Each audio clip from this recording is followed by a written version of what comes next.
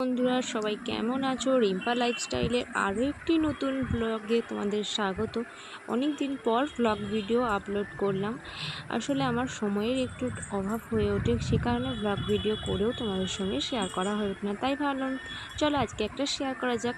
দেখো সকাল সকাল উঠে আমি আমার রুমটাকে পরিষ্কার পরিচ্ছন্ন করে দেখো রুমটা পুরো ক্লিন করে রেখেছি, পরিষ্কার করা হয়ে গেছে। এবার চলো আমি নিচে চলে যাই। নিচে গিয়ে আমার আজকে একটু ভেবেছি আমসত্ত্ব বানাবো। আর এই সময় পাকা আম তো খুব পাওয়া যাচ্ছে, পাকা আমের একটু আমসত্ত্ব বানাবো। তারপর দেখো আমি চা আর একটু চিড়ে ভাজা খাওয়া দাওয়া করে দেখো স্নান টানটাও সেরে নিলাম।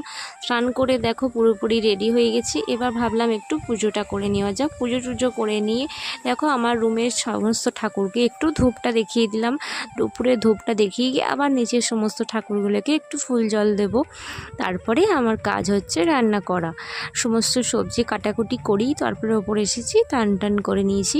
এবার নিচে গিয়ে পুজো টুজো করে একটু জলখাবারে ব্রেকফাস্টটা করে নেবো। আমি হচ্ছে মুড়ি খাই জলখাবেলায়, একটু মুড়ি খাবো, তারপরে রান্না টান্না চাপাবো। দেখো তারপরে সমস্ত ঠাকুরগুলোকে একটু ধূপটা দেখিয়ে দিলাম, ধূপ দেখিয়ে নিচে চলে যাচ্ছে। এবার এর মাঝেও আমি অনেক কাজ করেছি, কিন্তু সেই ভিডিওগুলো তোমাদের সঙ্গে শেয়ার করা হয়ে ওঠেনি। আসলে বুঝোই তো একা মানুষ, সমস্ত কিছু একা একা কী করে ক্যাপচার করব বলো, একা ভিডিও করা প্লাস একা কাজ করা। তাই জন্য সব কিছু তোমাদের সঙ্গে হয়তো শেয়ার আজকের ভিডিওটাই করতে পারলাম না। নেক্সট কোনো ব্লগে তোমাদের সঙ্গে শেয়ার করব আরও কি টুকিটাকি আমার কাজ থাকে। দেখো এরপর সমস্ত ঠাকুরকে একটু ধূপ দেখিয়ে এবার চলে গেলাম নিচে। এবার আমি চলে এলাম আমার রান্নাঘরে। এবার এই গরমের মধ্যে রান্না করাটাই সবথেকে ভীষণ কষ্ট। আর দেখো আমার জামাটা হয়তো দেখতে পেয়েছো পাল্টে গেছে, কারণ আমি ঘেমে গিয়েছিলাম, সে কারণে ওই নাইটিটা চেঞ্জ করে অন্য নাইটি পরে নিয়েছি। এরপর দেখো নাইটিটা চেঞ্জ করাও হয়ে গেছে। এবার আমি রান্নাঘরে ঢুকে পড়েছি। আজকে কী রান্না হচ্ছে সেটা তোমরা দেখতে থাকো, ভিডিওতে অবশ্যই দেখতে পাবে। আজকে সেরকম বেশি কিছু রান্না করব না। আজকে রান্না করছি, দেখো মাছটাকে ভাজা করে নিলাম। এই মাছটা ভাজা করে একটু পাতলা পাতলা করে মাছের ঝোল আলু দিয়ে। আর দেখো কলমি শাকটা রসুন ফোড়ন দিয়ে আমার ভাজা হয়ে গেছে। আর এদিকে দেখো কাঁচা আম দিয়ে একটু মাছের টক করে রেখেছি। মাছের টক, মাছের একটু পাতলা করে ঝোল করছি। আর দেখো কলমি শাক ভাজা। আজকে দুপুরে এই হচ্ছে সিম্পল রান্না। দেখো মাছ ভাজাটাকে একটু ঝোলে দিয়ে ফুটিয়ে নিচ্ছি। আর গরম গরম এই ঝোলটা ফুটে গেলে নামিয়ে নিলে আজকের মতো আমার রান্না হয়ে গেল।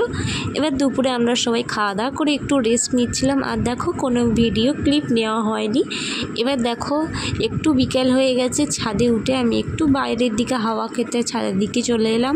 ছাদে একটু হাঁটাচলা করে কিছুক্ষণ দেখো ছাদে একটু মনোরম পরিবেশটা উপভোগ করছি, আর তোমাদের সঙ্গে একটু ছোট্ট ছোট্ট ক্লিপ শেয়ার করছি।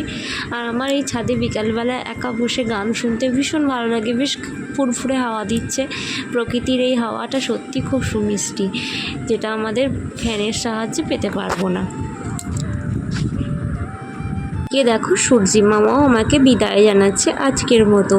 আবার সূর্যি মামাও সূর্য অস্ত যাওয়ার সময় হয়ে গেছে। এবার দেখো আমিও চলে গেলাম সন্ধ্যা দিতে। সন্ধ্যা দিয়ে দেখো সন্ধ্যাবেলায় বসে পড়েছি তোমার দাদাভাইয়ের জন্য যে গিফটটা অর্ডার করেছিলাম সেই গিফটটা বক্স করতে। সেই গিফটটা যেহেতু প্যাকিং করা বাকি আছে,